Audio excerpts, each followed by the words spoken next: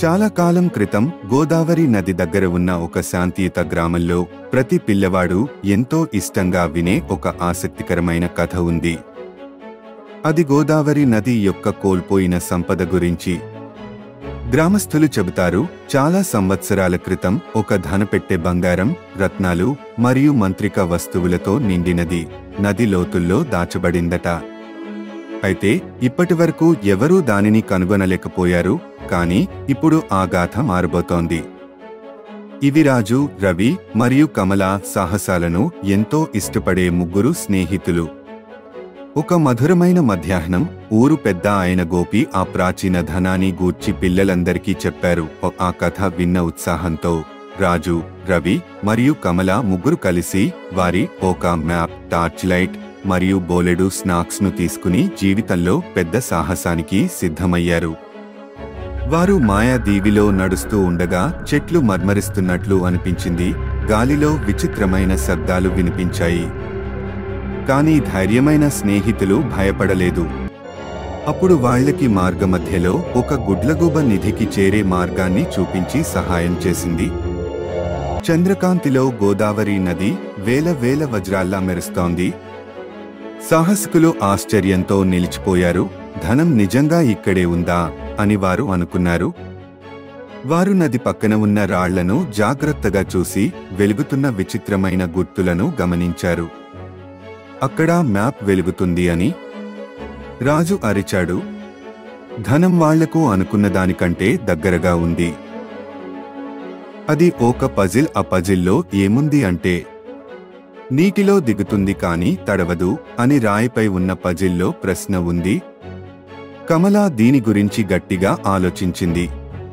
నాకు తెలిసింది, నీడ అని అంది కమల. వెంటనే రాయి మెరవటం ప్రారంభించింది. ఆపై మృదువైన శబ్దంతో నీరు పక్కకి వెళ్లి ఒక రహస్య మార్గాన్ని చూపింది. చాలా ఉత్సాహంతో రాజు, రవి, కమల ఆ చీకటి మార్గంలో అడుగుపెట్టారు.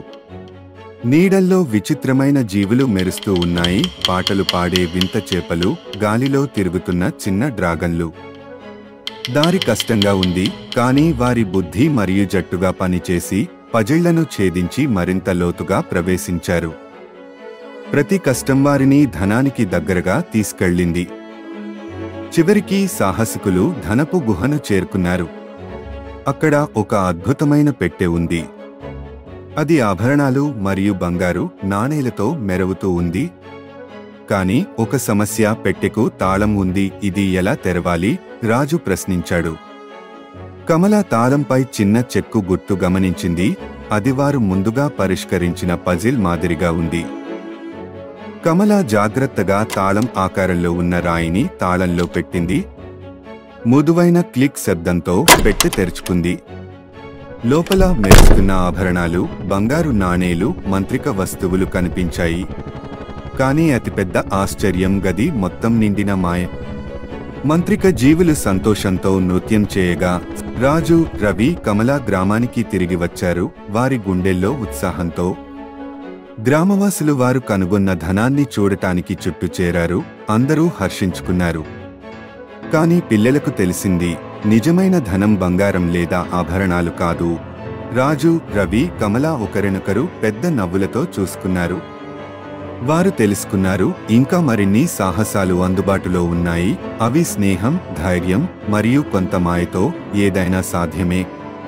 నిజమైన ధనం ఆ ప్రయాణమే. మరిన్ని సాహసాలకు వారు సిద్ధంగా అన్నారు.